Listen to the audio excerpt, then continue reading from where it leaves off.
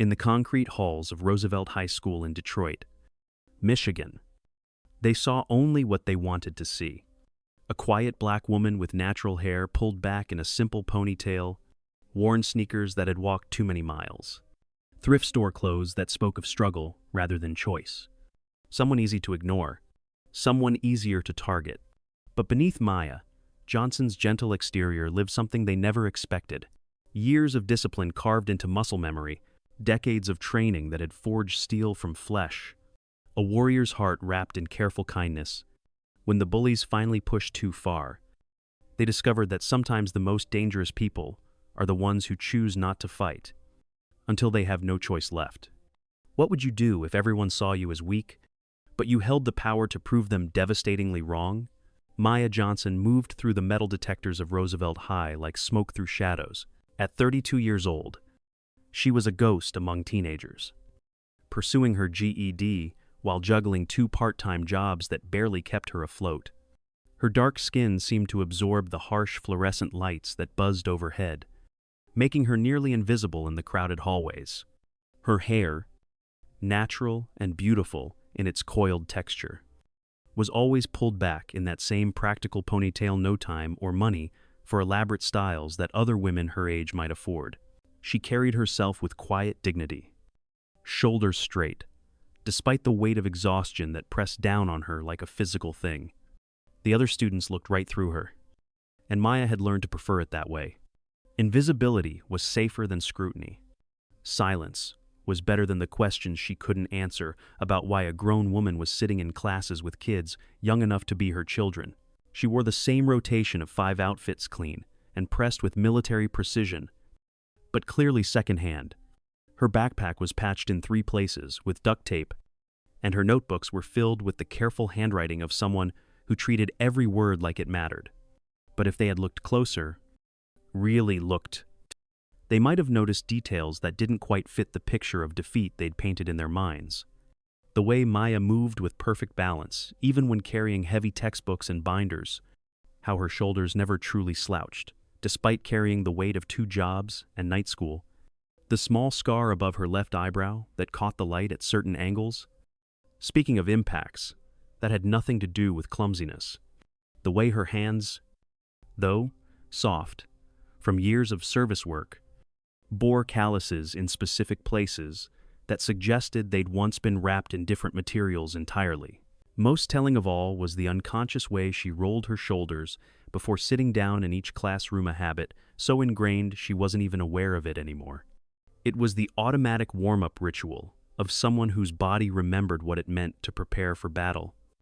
Even when her mind had convinced itself those days were over forever.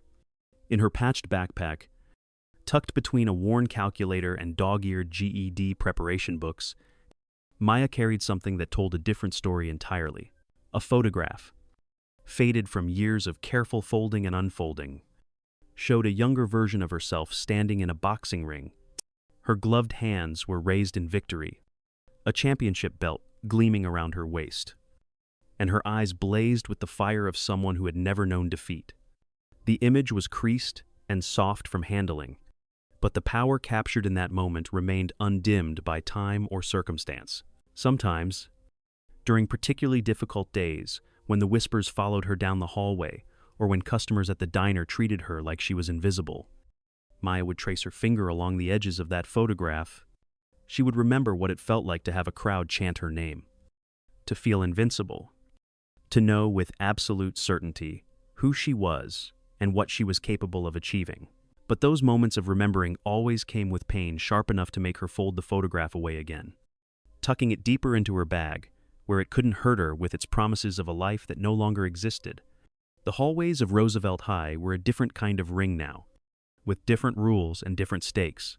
Maya had convinced herself she was retired from fighting altogether, that her fists were meant for wiping down tables and stocking shelves, not for the violence that had once defined her entire identity.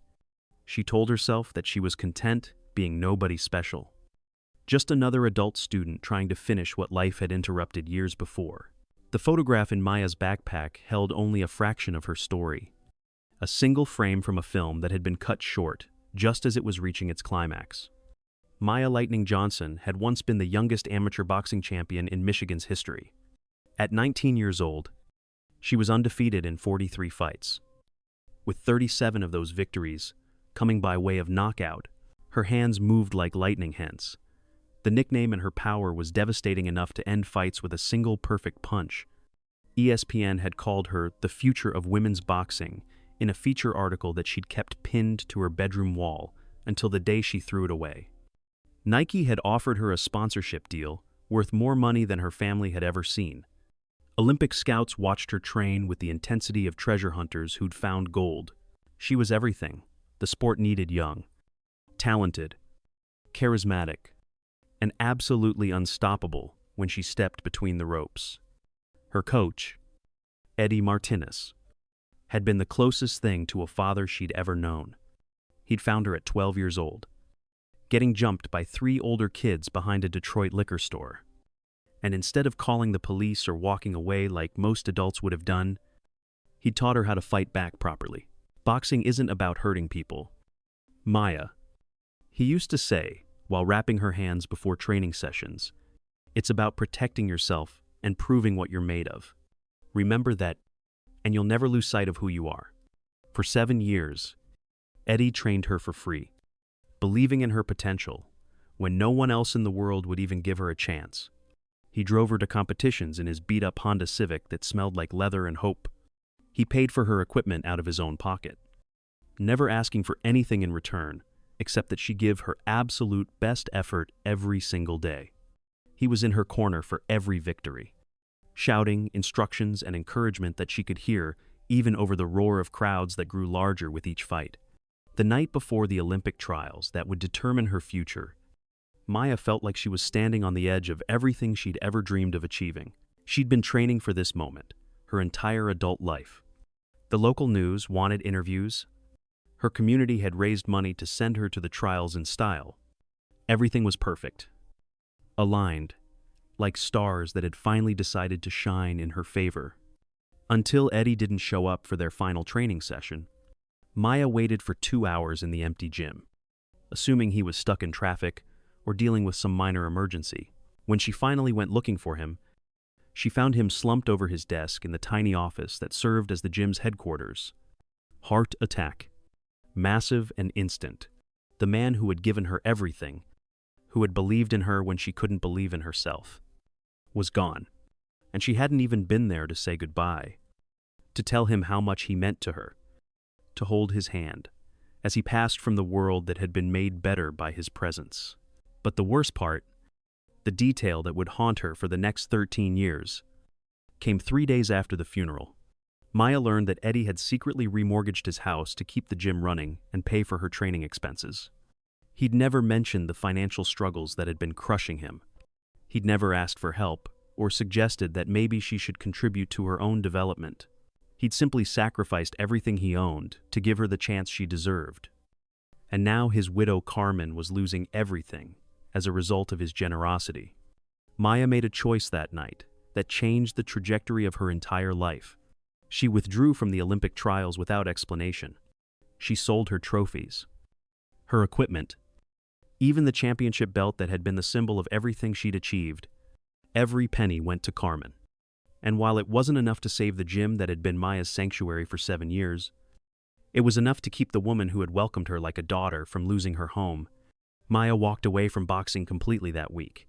She'd lost her coach, her second home, and her future, all in the span of 7 days. The sport that had given her identity and purpose had taken everything that mattered in return.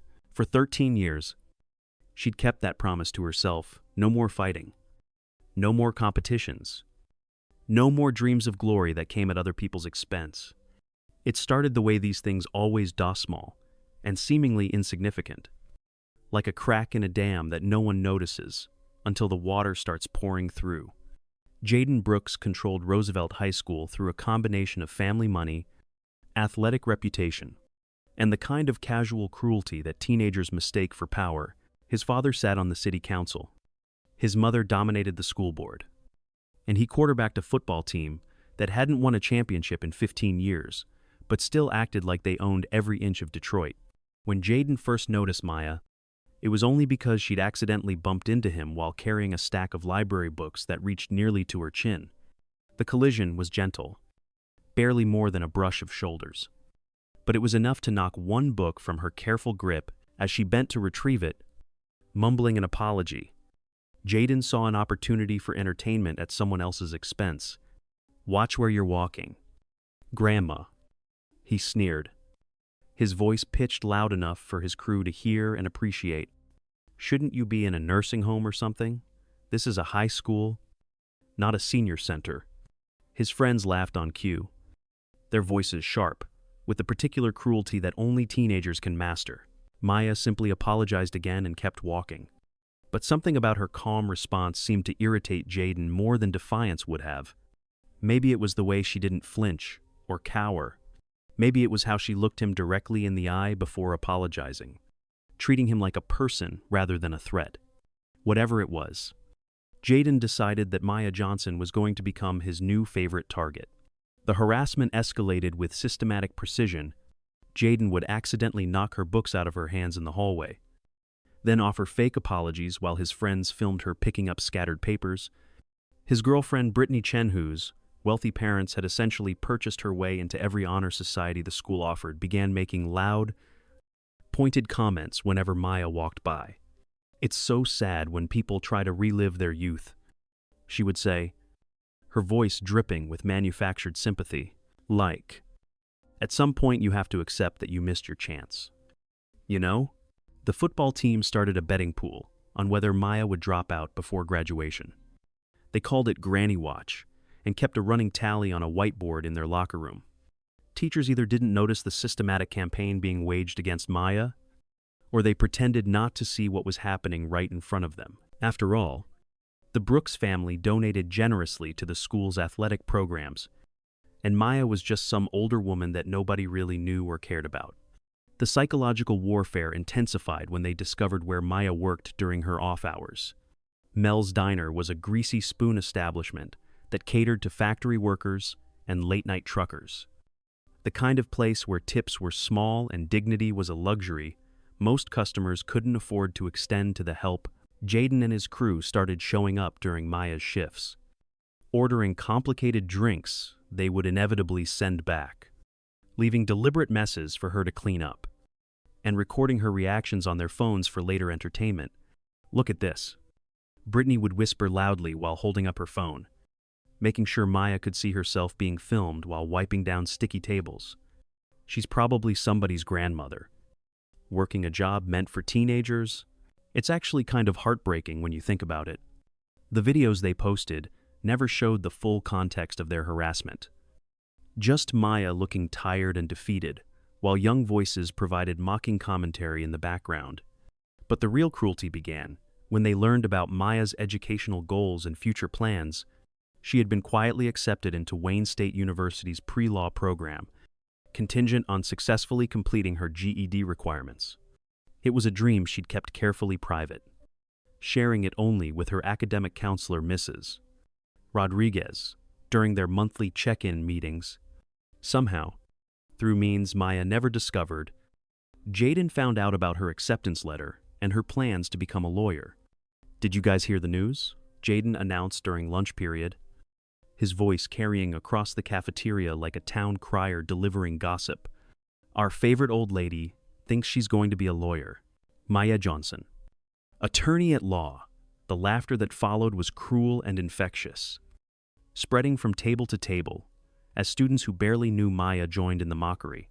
"She can't even handle basic high school social situations. But she wants to argue cases in front of judges?" Brittany joined the performance with theatrical concern that was somehow more vicious than outright mockery. Maybe she could specialize in elder law, she suggested with fake thoughtfulness. You know, since she'd actually relate to her clients, it could be like a niche market for her. The suggestion drew fresh waves of laughter from students who found the idea genuinely hilarious rather than simply mean-spirited. The humiliation campaign reached its crescendo during Maya's presentation in Mr. Second, Harrison's government class.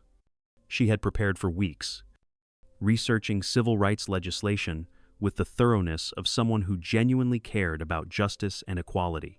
Her presentation focused on the importance of legal protections for vulnerable populations, a topic that felt increasingly personal as she spoke to a room full of people who seemed determined to prove her point through their own behavior. As Maya spoke about landmark cases and constitutional protections, Jaden and his friends orchestrated a campaign of subtle but deliberate disruption. They coughed at precisely the moments when she made her most important points. They exchanged exaggerated, confused looks and theatrical whispers that were just loud enough to break her concentration without being obviously disruptive enough for Mr. Harrison to intervene. When Maya finished her presentation, the scattered applause felt more like pity than genuine appreciation. Mr. Harrison offered lukewarm praise, while clearly being eager to move on to less uncomfortable territory. But Jaden wasn't finished with his performance. During the question and answer period, he raised his hand with the kind of false politeness that made his cruelty even more devastating. Maya, that was really educational, he began, his tone suggesting that education was somehow inadequate or disappointing. But I'm curious about something. What makes you think you have what it takes to succeed in law school when you're clearly struggling with basic high school classroom dynamics? I mean, if you can't handle teenagers asking questions, how would you possibly handle the pressure of a real courtroom environment? The question was perfectly crafted to sound reasonable and even concerned while being completely devastating in its implications. It suggested that Maya's struggles were entirely her own fault, that her quiet dignity was actually social incompetence, and that her dreams were fundamentally unrealistic.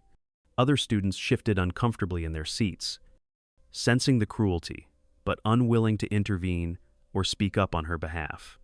Maya stood at the front of the classroom, feeling the weight of every eye upon her. And for the first time in 13 years, her hands unconsciously clenched into fists. The muscle memory was still there, buried beneath years of service work and careful invisibility, but suddenly threatening to surface, like something dangerous rising from deep water. Maya didn't sleep that night. She sat at her small kitchen table with withdrawal forms from Roosevelt High School spread in front of her like surrender documents, a blue pen trembling slightly in her right hand. The apartment around her was quiet except for the hum of a refrigerator that worked only intermittently and the distant sound of traffic on 8 Mile Road. The smart thing, the logical thing, would be to walk away from all of this. She could take her GED online, complete it in the privacy of her own home, avoid the daily humiliation that had become as routine as morning coffee. At 32 years old, she was too old for high school drama and too tired to keep fighting battles that weren't even technically hers to begin with.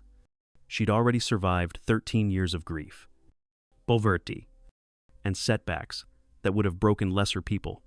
Maybe it was time to accept that some dreams came with expiration dates, and hers had passed long ago when she chose love and loyalty over personal ambition. The acceptance letter from Wayne State University lay on the table next to the withdrawal forms, and it felt like mockery now, rather than opportunity. How could she possibly succeed in law school if she couldn't even handle a group of teenagers? Maybe Jaden was right in his cruel assessment.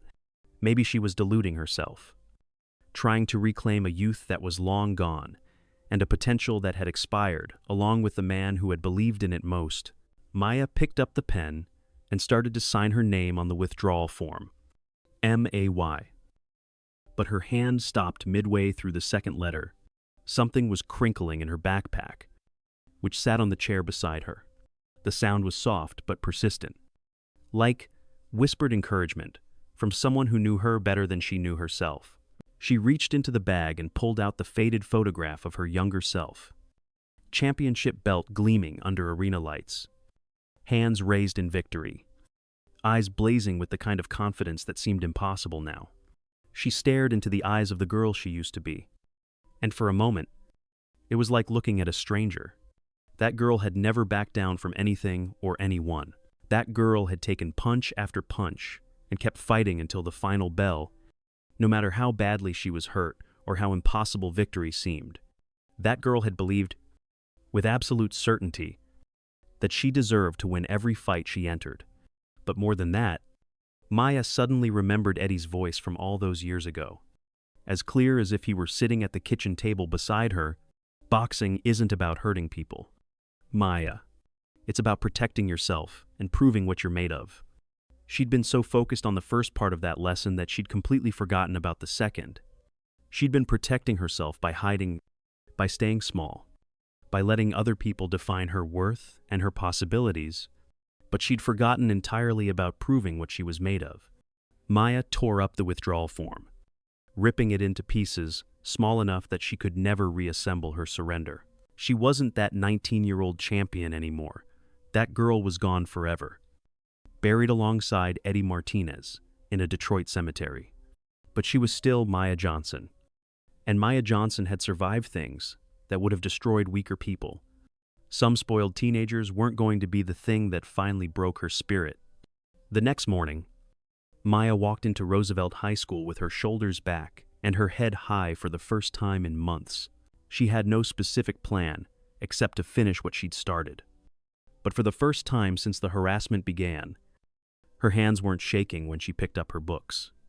The opportunity came 3 weeks later, during Roosevelt High's annual Community Challenge Day, a fundraising event where students, teachers, and local community members competed in various physical and mental challenges designed to bring the school together while raising money for extracurricular activities. It was Jaden's favorite day of the entire school year because it provided him with multiple platforms to showcase his supposed superiority over his classmates and the broader community.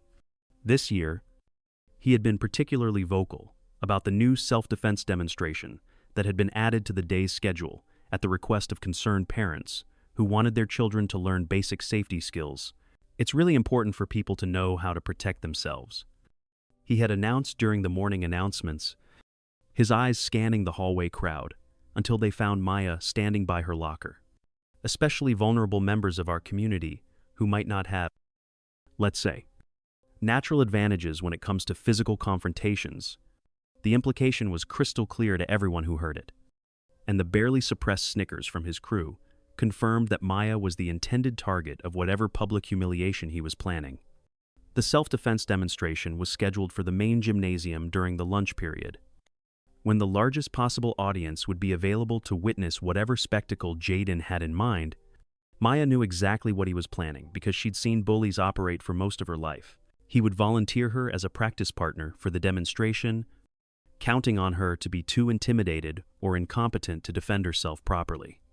It would be the ultimate public humiliation, a grown woman being easily overpowered by a teenager while a room full of people watched and recorded the entire thing on their phones for later entertainment and social media distribution. Maya made a decision that morning that surprised even herself. During her free period, she went home to her small apartment and retrieved something from the very back of her bedroom closet.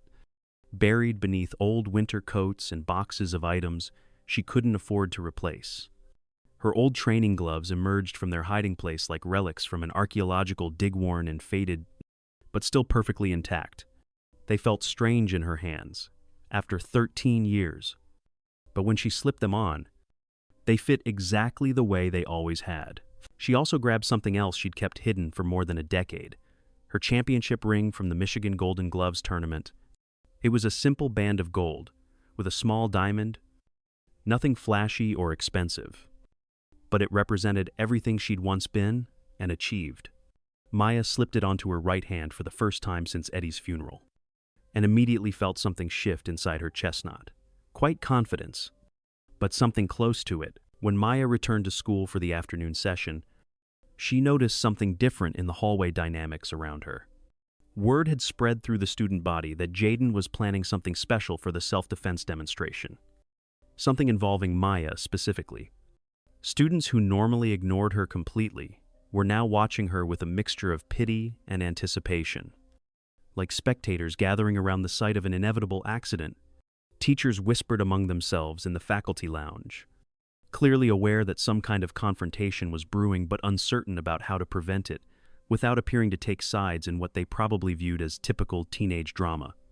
The tension in the building was palpable, and electric with the kind of anticipation that precedes either triumph or disaster. The gymnasium filled quickly during the lunch period, with students claiming the best seats in the bleachers to ensure optimal viewing angles for whatever was about to unfold. Maya sat in the back row, quiet and composed. While Jaden worked the crowd like a politician at a campaign rally, he made jokes about real-world applications and helping our less physically capable community members learn basic safety techniques. Each comment drew laughter from his supporters and uncomfortable silence from everyone else who understood exactly what he meant. The martial arts instructor who had been brought in for the demonstration was a compact Korean woman named Master Kim, whose credentials and bearing suggested she'd seen more real violence than all the teenagers in the room combined. She demonstrated several basic self-defense techniques, with professional competence, emphasizing control, de-escalation, and only using physical force as an absolute last resort when all other options had been exhausted. Then came the volunteer portion of the program, and Jaden's hand shot up immediately. As Maya had known it would, "I think we should help someone who really needs these skills," he announced with false concern that didn't fool anyone who was paying attention. "Maya, would you like to come down here and practice with me? I promise I'll be gentle with you." The gymnasium fell completely silent, with hundreds of eyes turning toward Maya in the back bleachers, expecting her to shrink away, make excuses, or simply run from the room as she had been doing for months. Instead, Maya stood up. She walked down the bleachers with steady, measured steps that seemed to echo in the sudden quiet. The crowd's energy shifted from cruel anticipation to genuine tension as they realized that something about this situation wasn't going according to Jaden's script. There was something different about Maya's posture, her breathing, the way she moved across the gymnasium floor, with a kind of fluid grace that none of them had ever noticed before. "Actually," Maya said, her voice carrying clearly through the now silent gymnasium, "I think we should make this demonstration more educational for everyone." She reached into her bag and pulled out her old training gloves, sliding them onto her hands, with practiced ease that spoke of muscle memory built over years of repetition. "These are regulation boxing gloves. If we're going to demonstrate self-defense properly, we should do it with the right equipment." The change in the room's atmosphere was immediate and electric. Students who had been expecting a cruel joke suddenly realized they were about to witness something entirely different from what they'd been promised. Master Kim looked between Maya and Jaden with growing understanding and professional interest. Jaden himself seemed confused and uncertain for the first time, his confidence beginning to waver as Maya finished lacing up her gloves with movements that were far too smooth and automatic for someone who had never done this before. "I don't think we really need to," Jaden started to say, but Maya cut him off with a gentle gesture that was somehow more authoritative than any shout could have been. "You wanted to help me learn self-defense," Maya said quietly, beginning to move in a slow circle around him. Her footwork was absolutely perfect, weight balanced on the balls of her feet, hands held in a classic boxer's stance that looked as natural as breathing. "So teach me.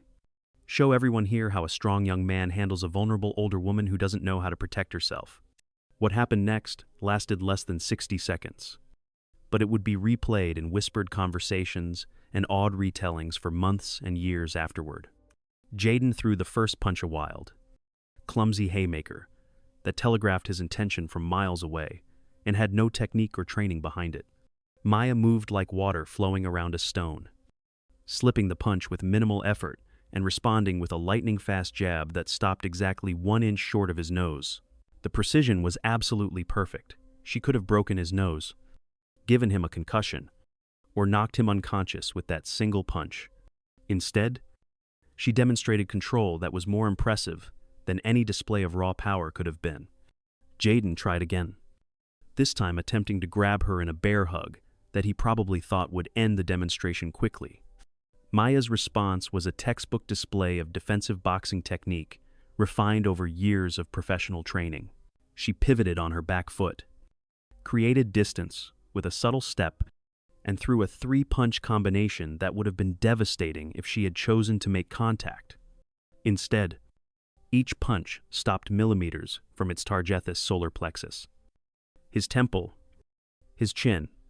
The message was unmistakable to everyone watching. She could hurt him any time she chose not to. The final moment came when Jaden, frustrated and embarrassed by his complete inability to land even a single blow, abandoned all pretense of technique and simply rushed forward with the desperate aggression of someone who had run out of options. Maya simply stepped aside with the fluid grace of a matador avoiding a charging bull, letting his momentum carry him past her completely. As he stumbled forward, off balance and confused, Maya delivered the gentlest possible tap to the back of his shoulder, barely more than a touch. Really, he went down, not from any force she had applied, but from his own clumsiness and the psychological impact of being so thoroughly and effortlessly outclassed by someone he had dismissed as weak and helpless. The gymnasium was absolutely silent. Maya stood over Jaden, not in triumph or domination, but with the quiet dignity of someone who had proven a point without needing to humiliate anyone in the process. She removed her gloves slowly and deliberately, never breaking eye contact with him as he struggled to his feet. When she finally spoke, her voice was calm and clear enough to reach every corner of the room. "Self-defense isn't about being the strongest person in the room," she said, addressing the entire crowd, but speaking directly to Jaden. "It's about knowing who you are and refusing to let anyone make you forget that truth." Maya didn't gloat over her victory. She didn't humiliate Jaden the way he had systematically humiliated her for months. She didn't reveal her identity or demand apologies or make speeches about the dangers of underestimating people based on appearances. Instead, she simply helped him to his feet, handed him a towel to wipe the sweat from his face, and began walking toward the gymnasium exit. The room remained completely silent as she gathered her belongings and headed for the door. But just before she disappeared from view, she turned back to address the crowd one final time. "Kindness is not weakness," she said, her words carrying to every corner of the gymnasium and settling into the hearts of everyone who heard them. "And underestimating people based on how they look or what you think you know about them isn't strength. It's just ignorance dressed up as confidence." With that observation hanging in the air, like smoke from a extinguished fire, Maya Johnson walked out of the gymnasium and into a completely different life than the one she had been living just an hour before. The transformation that followed was immediate and profound. The next day, everything at Roosevelt High School had changed in ways both subtle and dramatic. Students who had ignored Maya for months suddenly wanted to know her story, approaching her in hallways with genuine curiosity rather than mockery. Teachers who had previously treated her as an invisible adult learner began engaging with her as someone worthy of respect and attention. Even the administrative staff seemed to view her differently, as if her demonstration had revealed dimensions of her character that had been hidden in plain sight. Jaden himself became a different person almost overnight, not through fear or intimidation, but through the humbling realization that his assumptions about strength, weakness, and social hierarchy had been completely and embarrassingly wrong. He began treating not just Maya, but all of his classmates with a consideration that had been entirely absent from his behavior before. The transformation wasn't perfect or complete, but it was genuine enough that people noticed and commented on the change. But the most important transformation came from an unexpected source. Deshaun Williams was a shy 14-year-old freshman who had been getting bullied by a group of older students for most of the school year. He was small for his age, quiet by nature, and had the kind of gentle disposition that predators instinctively recognized as vulnerability. He had watched Maya's demonstration with wide eyes and growing hope, seeing in her calm competence something he desperately wanted to find within himself. The day after the gymnasium incident, Deshaun approached Maya as she was leaving her English class. His hands were shaking slightly, and his voice was barely above a whisper. But his determination to speak was obvious and touching. "Excuse me," he said, looking up at her with a mixture of admiration and desperate hope. "Could you... would it be possible for you to maybe teach me some of that stuff you showed yesterday? I know I'm not strong or anything, but maybe." Maya looked down at this child who reminded her so powerfully of herself at that age, uncertain, afraid, but still hoping that someone might see potential where others saw only weakness. She saw in his careful posture and downcast eyes the same hunger for dignity and self-respect that that had driven her into Eddie Martinez's gym all those years ago. Self-defense starts in here, she told him gently, tapping her temple with one finger. Everything else is just technique and practice. If you're serious about learning, then yes, I can teach you. What began as informal lessons for Deshawn soon expanded into a small group of students who needed to learn not just how to protect themselves physically, but how to recognize and defend their own worth as human beings. Maya found herself becoming an unofficial mentor and teacher, sharing not just boxing techniques, but life lessons about resilience, dignity, and the difference between strength and cruelty. She never revealed her full history to her students or to the school community. Maya Johnson remained Maya Johnsona woman, pursuing her education and working toward her dreams. Not Lightning Johnson, the former champion. The championship ring stayed on her finger as a private reminder, but her identity remained her own choice, rather than something defined by past achievements or other people's expectations. 6 months later, Maya graduated as valedictorian of her GED class, achieving the academic excellence that had always been within her reach. Once she stopped allowing other people's voices to drown out her own inner wisdom. At the graduation ceremony, she wore Eddie's championship ring openly for the first time in 13 years, honoring the man who had taught her that true strength comes from knowing when not to use your power. In the audience, cheering louder than anyone else in the auditorium, sat Deshawn and the other students she had been quietly mentoring and training. They had learned from her example that dignity is more powerful than revenge.